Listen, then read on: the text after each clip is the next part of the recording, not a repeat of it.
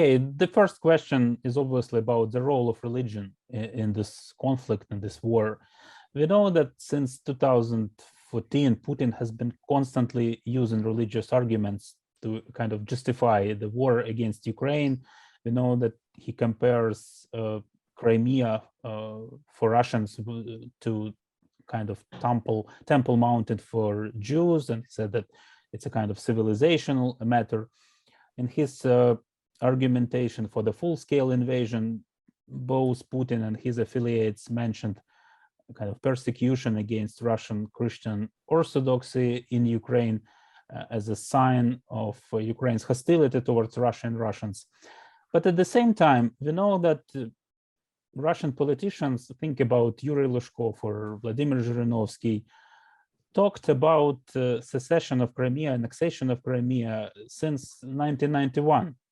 And this idea was rooted into Russian political elite's mind long before any religious argumentation was offered to the public.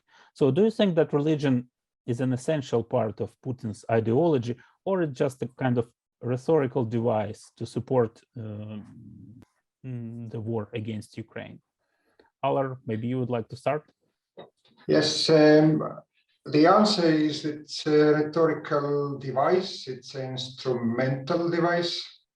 If to look at these narratives which have justified aggression in many speeches during last years, then typical for the Russian narrative is that orthodoxy and religion is important historically, probably even for a period before 19th century. Then the argument is about the shared history, shared spiritual heritage, and so forth. In that narrative, everything that starts from First World War, in that discourse, the orthodoxy disappears. And then when we start to look, what are the real concerns or real reasons or causes for taking military action and something like that, then the reasons are somewhere in the First World War, in the collapse of Soviet Union, and then something is being taken up from the period after Cold War, and that something is then ideological. This is one thing. So there is, and the construction of shared history, or the kind of, if in a speech Putin says that 17th century Cossacks considered themselves as Russian Orthodox. This is, I see, as a construction of history. So that is where Orthodoxy is being used. But if I take from the other angle, which countries have been most vulnerable for Russian aggression? And then during the last decades, then the answer is that these are Orthodox countries. So it's Orthodox Georgia, Orthodox Ukraine, and probably one of the most vulnerable countries besides these two is Moldova, which is strongly Orthodox country, in that sense very, very close. So there is some kind of aggression against Orthodoxy. Or Orthodox societies are more vulnerable because there is some kind of historically constructed kind of narrative which either denies their independence or autonomy, or which emphasizes that there is some kind of Russian leadership or belonging to the Russian, whereby again their either religious or political independence is being questioned. And the third dimension is that when the aggressor starts military action, this kind of precedes that there is a decision to invade. and it can be understood in two ways. One way is that the one who is attacked is kind of guilty in something, and that's why the attack is taken, or the aggressor attacks. But the other reason, maybe vice versa, that the aggressor feels such willingness to attack. And then because the willingness is so strong, and even Russian Orthodox Church in itself denies the legitimacy of wars of aggression. So because there is a willingness to attack, for that reason, there is a construction of either genocide, discrimination, kind of the discrimination against Orthodox believers in certain territories. That's the other part, and in that role, the discussion or the discourse about discrimination of Orthodox in Donetsk, Luhansk, the Russian narrative has used it, but even there, the question is, what are the real concerns? And the real concerns definitely have more to do with geopolitics, the territory, the access to Black Sea, and many other things. So there are specific rules whereby Orthodoxy is involved. But it's interesting that this dispute, this role for the Russian Orthodox Church as a kind of co-conspirator of this with the state has been constructed over time. It's a long-term narrative growing. We've looked at this over the last, the whole post-Soviet period and even earlier. It's required some rewriting of history. I know you've dealt with this in regard to the Ukrainian autocephalous controversy and the role of the ecumenical patriarch in granting that autocephaly to the Orthodox Church of Ukraine. And so it's been building a narrative that puts Ukraine in the spotlight and other Orthodox countries in the spotlight, continues to grow and grow and grow. But it's being used now by the state, of course, and the patriarchate, the Moscow Patriarchate is clearly being used instrumentally. So discord in Ukraine and in other places. One author has described this as the rise of hard power instead of soft power for the Russian Orthodox Church. It has become contentious and interventionist in those affairs. It fits well with the problems that the Russian Orthodox Church itself has, which we're probably going to return to here in a few moments. Jerry, you said that the Russian Orthodox Church and Russian Orthodoxy was a kind of instrumentalized or was used as a weapon, as an instrument for this aggression. But if we switch to the church itself, do you think that, because now in Ukraine, we have a kind of discourse promoted by the Ukrainian Orthodox Church that you should include Kirill and other people to the sanction list because they are responsible for this war. So what do you think about this? What do you think about the Russian Orthodox Church as an actor? Are they responsible for this war? Right. I wouldn't say they're responsible uniquely. They're responsible along with the state, and they have facilitated the state's arguments that somehow the Ukraine is worthy of attack, that the Ukraine is an enemy in one way or another. And I think that we have to carry blame to the Moscow Patriarchate for this, recognized by most of many, at least, of the patriarchal dioceses around the world. I mean, there's criticism coming from every quarter, with a few exceptions, of course. And this is, in one sense, absolutely necessary for the Russian Orthodox Church to engage in.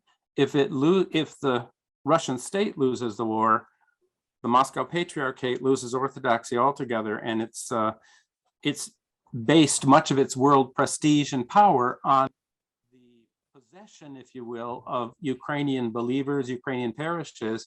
Much of its strength has been in recent history in Ukraine, and the Moscow Patriarchal claim to prestige and authority depends upon its size.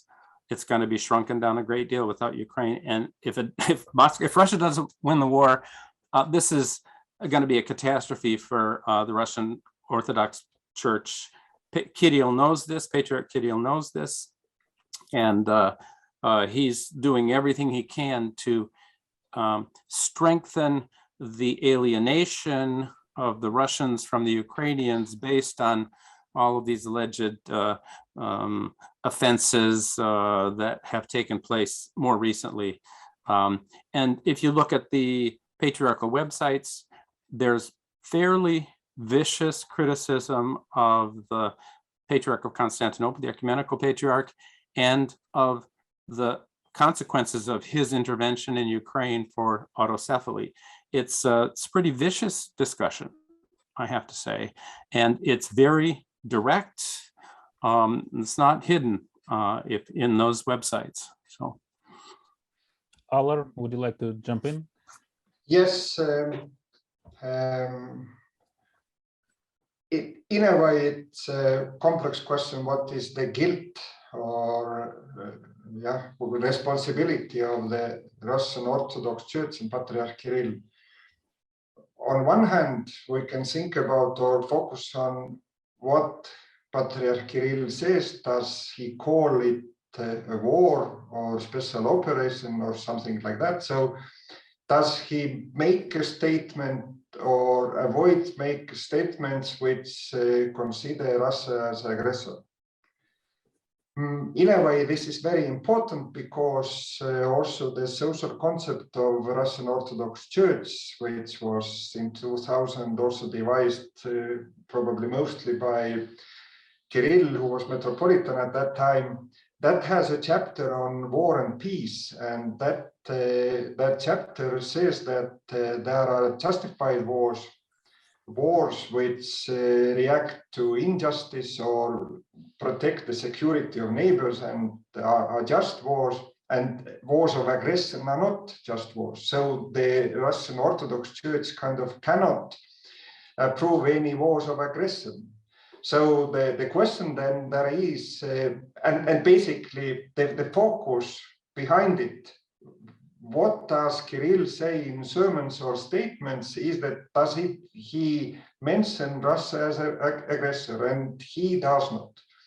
And the reason probably why Putin also avoids the use of the words of war is, or the narrative is constructed around the defense of Russian interest, kind of being cornered somehow, having no other option, and any action is taken in the name of defense of Russian interests. So there is a certain logic behind it.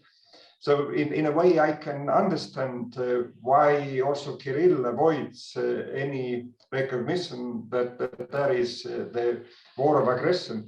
But on a more broader way, like with each war, which involves also war crimes and so on, there is also the question who supplied the ideology, the broader ideology. And in that regard,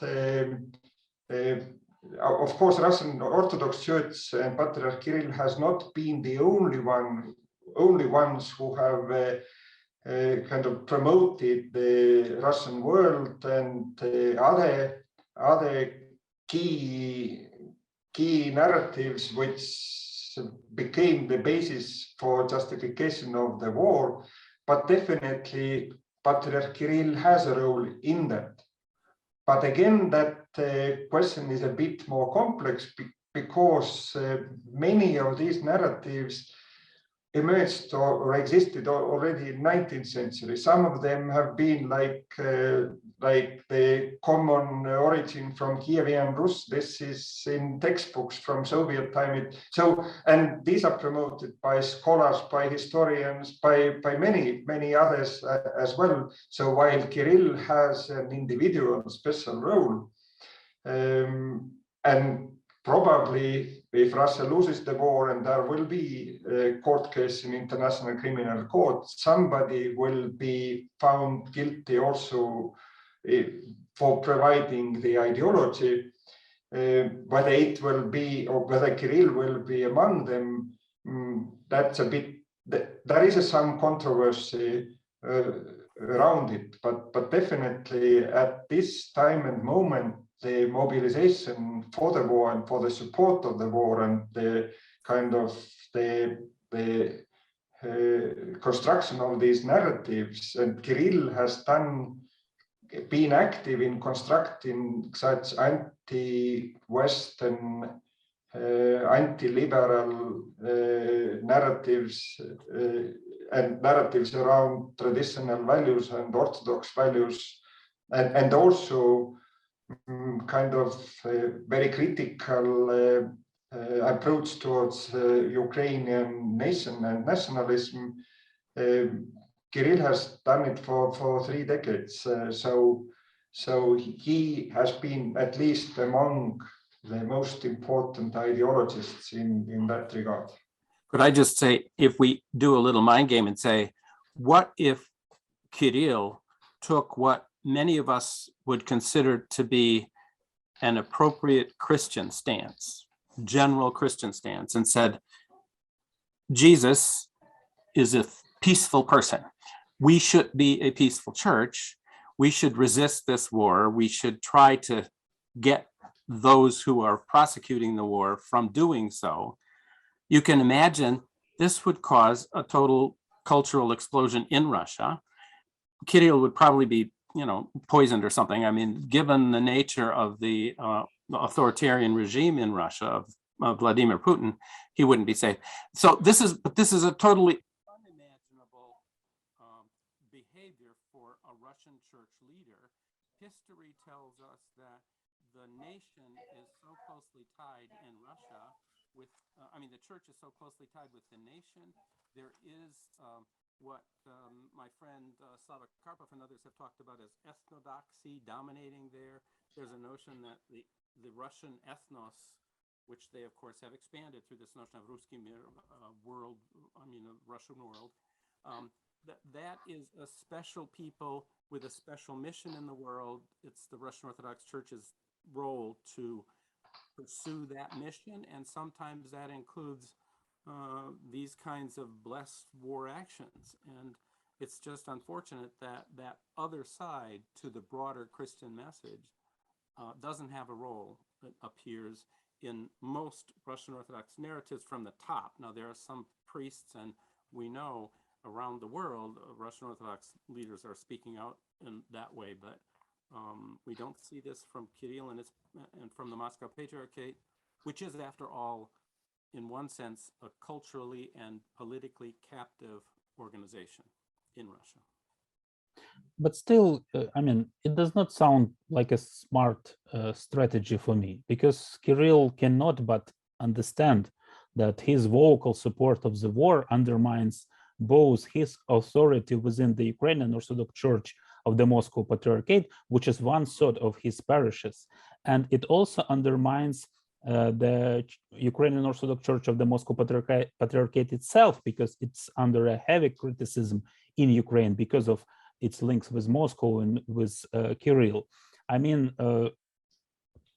Does it mean that he just doesn't care about this, about the consequences? Because you said that Kirill needs Russia to win, but it looks like the Russian Orthodox Church will lose the Ukrainian part in any scenario. Yes.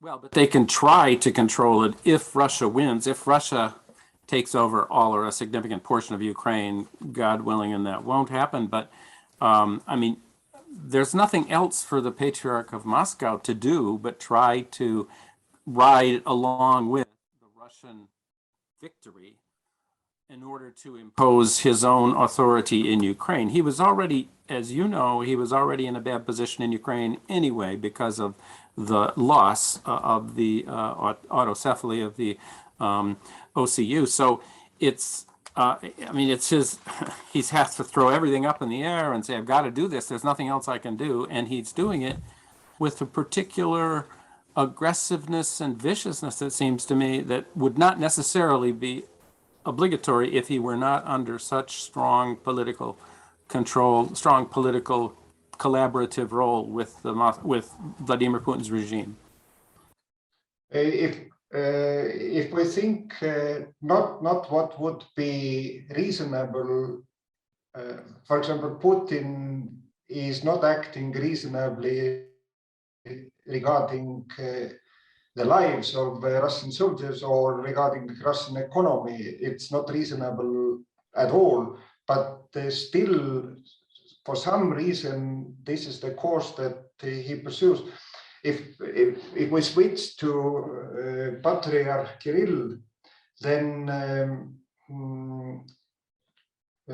after this autocephalous church was proclaimed in Ukraine, the focus is now the focus of the Russian Orthodox Church is in Middle East, in Africa.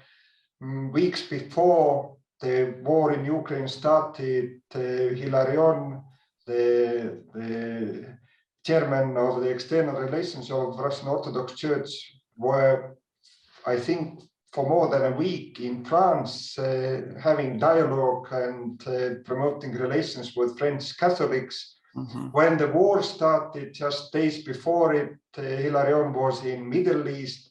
So some of the focus have been in other regions, and the fight for the fight takes place in the Orthodox world, and the battle lines for Kirill to a large extent are in other areas, and there is a fully uncompromising attitude regarding the autocephalous church, and there is no agenda to have amicable relations or any working relations with Ukrainian government. In that sense, very similar to Putin, who kind of had a dialogue with either West or European Union or collective West or with NATO, but didn't consider Ukrainian president as an actor or having any agency. In that rhetoric, these were just,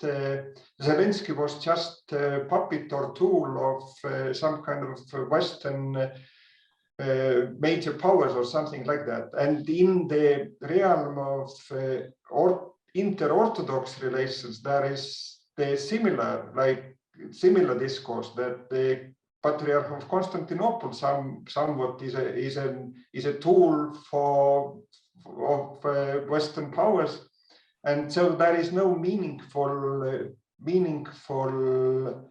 kind of willingness to seek for compromise or to seek for kind of restoration of some or keeping of amicable relations, at least when we talk about Patriarch of Moscow in Ukraine. And yeah, well, go ahead. I want to say also that, of course, they've deflected attention in world Eastern Orthodoxy.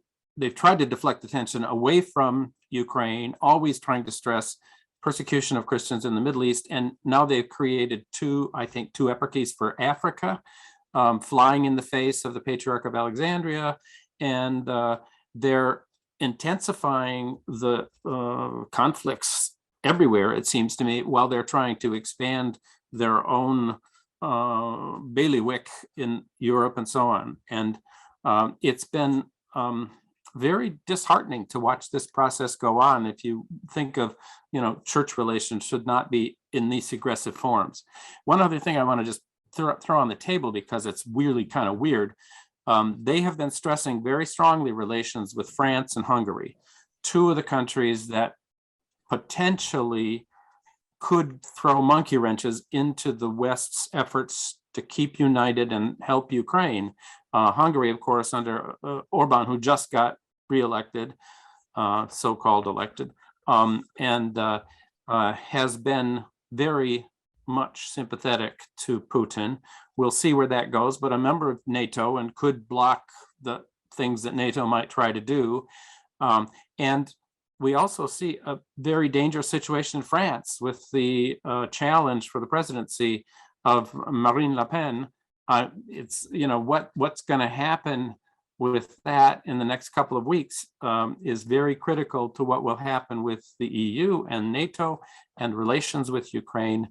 I mean, this challenger is an extremist on the right, and if she comes in, she's going to cause havoc, which of course Russia, Moscow would like, and the Patriarchate would like in many ways as well. It would give them more input into what happens in France and elsewhere, where they're facing criticism a lot. I mean, the European group of emigre churches, originally emigre churches, and from the post-revolution period, have been having real problems now with their relations with Moscow, even though they recently rejoined the Moscow Patriarchate. It's a very complex story, but the Russian Orthodox Church's role, by and large, is disruption, it seems to me, and try to expand their power however they can, whatever cost it may extort from them. Okay, can you elaborate on how the war will change the Russian Orthodox Church in short and middle term perspective? I mean, I understand that prediction is a kind of difficult task and maybe not so academic task, I would even say. But nevertheless, what's the future of the Russian Orthodox Church in your view?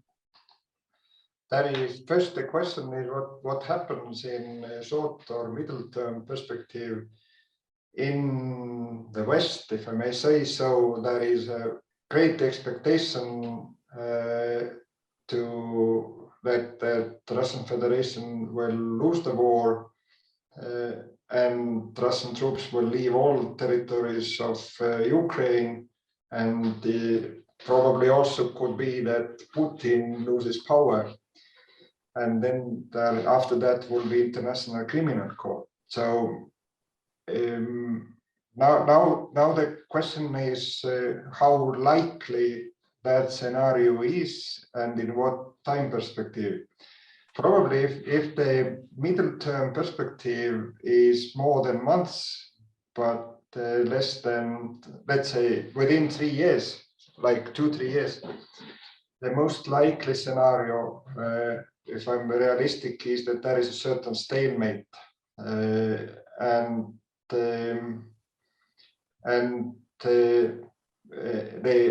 during last 2 months, the approval of war and the kind of the adoption of the mentality of being a nation in war in Russia has increased. And if there is the stalemate,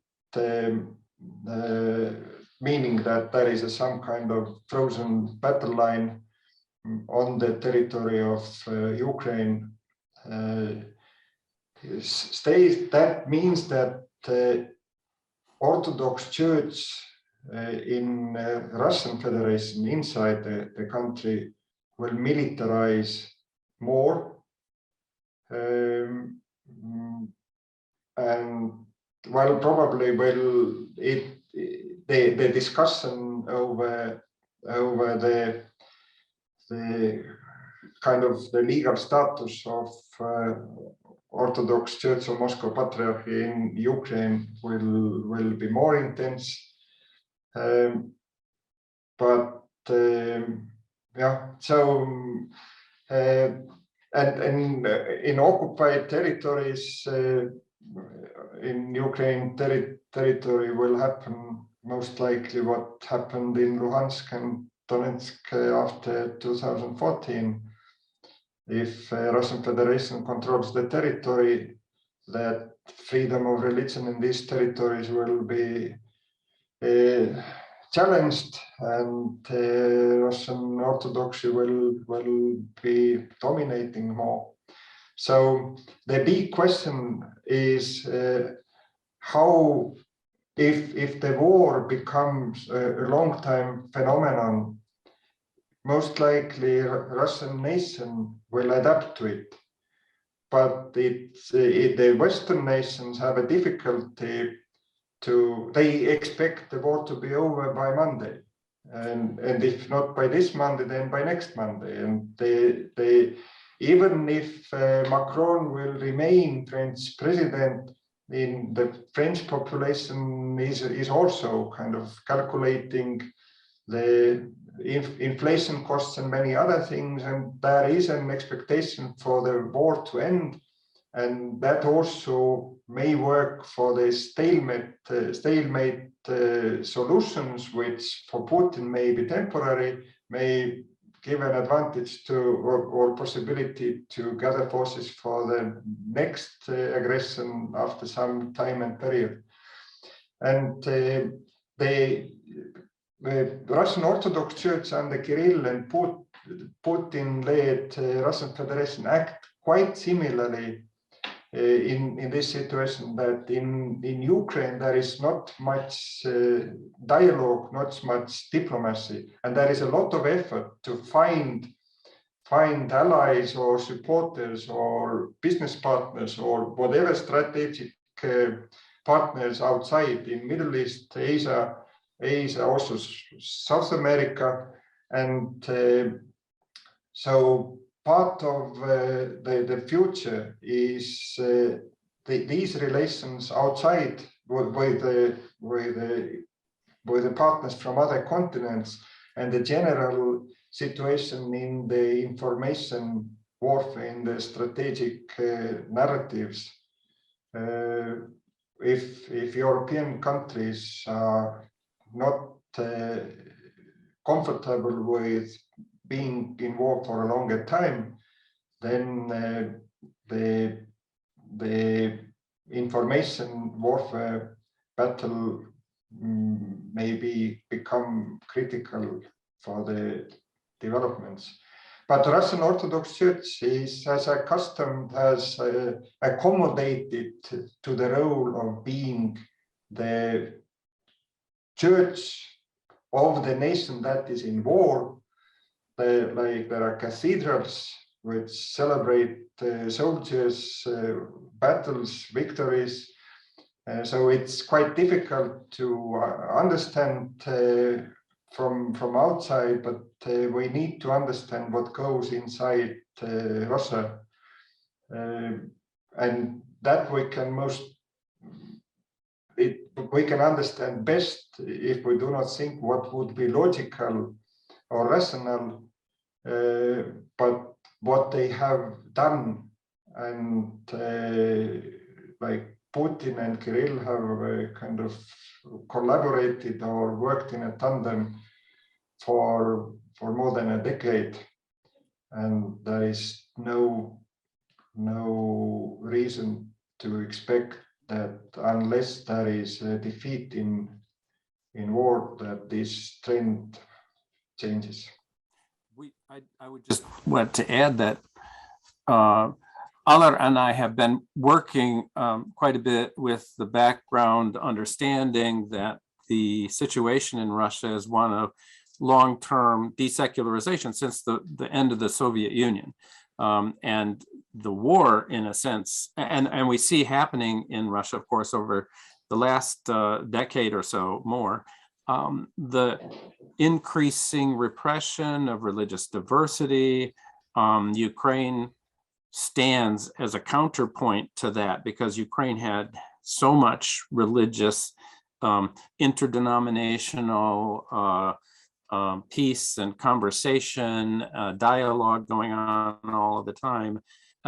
This is inimical to the structure of religious sphere in the Russian Federation. And in some sense, this war provides an opportunity, an unfortunate opportunity for the Russian Orthodox Church to strengthen its role in Russian society by being so much of the ideological supporter for the regime as the Putin government pursues its own line in war.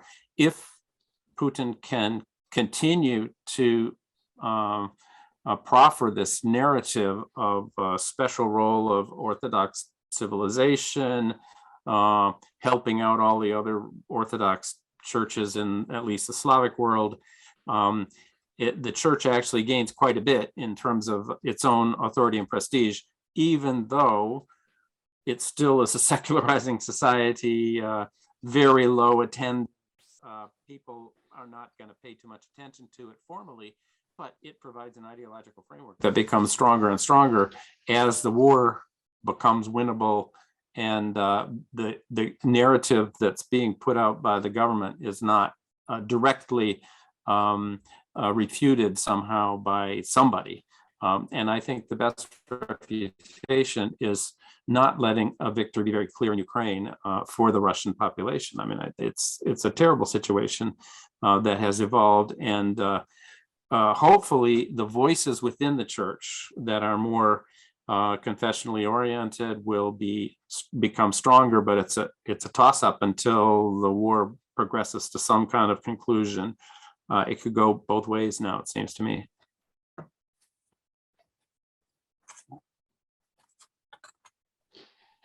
We know that both the Russian government and the Russian Orthodox Church have been in some way involved in the cultural wars in the West. It was, and it is, the part of the Russian foreign policy where the church plays in concert with the government. But as Christina Stockel wrote in her post for our blog, the cultural wars, which we thought about as a war of opinions, has been turned by the Moscow Patriarchate into a war over territory, into a real war. Yeah. So do you think that the war and the role of the Russian Orthodox Church and its doctrines of traditional values and so on will somehow help to reduce the, I would say, intensity of cultural wars in the West? I don't see that as a likely outcome, because the West, at least judging from the United States point of view and United States and Canada, those people who in the past, recent past even, thought themselves to be collaborators with the Russian Orthodox Church in the Christianization of secular Europe. I mean, they had this whole idea of fighting secularity, laïcité in France, and so on. That those partners are turning against the Russian Orthodox Church fairly clearly if we look at the accounts of the denunciations of the role of the Patriarchate in the war coming from evangelical circles in America, some of which had been quite friendly to the Russian Orthodox and tried to work with them in various ways. Now, of course, under sanctions, they're excluded from working there anyway, but many of them are becoming openly critical. And while the culture war goes on in its own way within the United States, the Russian Orthodox Church are going to be excluded from being welcomed into those councils, I think, in Europe and elsewhere for quite a while because of this this narrative that they're pursuing that is so supportive of aggression. I think in first 2 months of the war, that kind of culture war, which has divided societies internally in many European countries and in the United States, has been put aside, and the societies, countries are sufficiently united in their position regarding what happens in Ukraine. So in this regard, the narrative about traditional values versus liberal West is also instrumental, because and from that narrative, if a religious leader says that this is the war with gay marches or something like that, then that is a strategy to kind of add another dimension and kind of find supporters in countries and societies which are actually, according to sociological studies, much more religious and much more traditional in their value orientations. And I mentioned Poland, Romania, Bulgaria, which are at the moment both EU members, NATO members. So in that there is no such divide at the moment, and I hope that those fights which domestic actors are fighting over liberal and conservative values and positions, that they will not take these fights to, or connect these fights to the war in Ukraine. Because if you look at these sociological studies, the only possible country which is religiously conservative and religious as a society and more or less on the side of Russian Federation is Armenia. But even if we look only on Orthodox majority countries in Europe, the Russian society itself isn't regarding attitudes towards abortion, divorce, extramarital sexual relations, and so on and so forth. It is not so conservative in comparison with others. And it's very important to highlight that there are relatively conservative and religious societies in NATO, in EU, and some of them are Orthodox, and they are on the side of Ukraine, as well as Jerry mentioned Hungary, which has such kind of ambiguous role, but Hungary is a specific that in that society there is almost no relevant percentage of Russian speakers or Orthodox in that country at all. So there are to somewhat friends of or like ambiguous friends of Putin in non-Orthodox countries, and some Orthodox countries are fully European. And the fight is, let's be frank about it, the fight is about Ukrainian nation, identity, and memory, and culture. It's a fight for a nation, for an independence of the nation. I mean, it's not a fight for one ideology or one political party in that regard.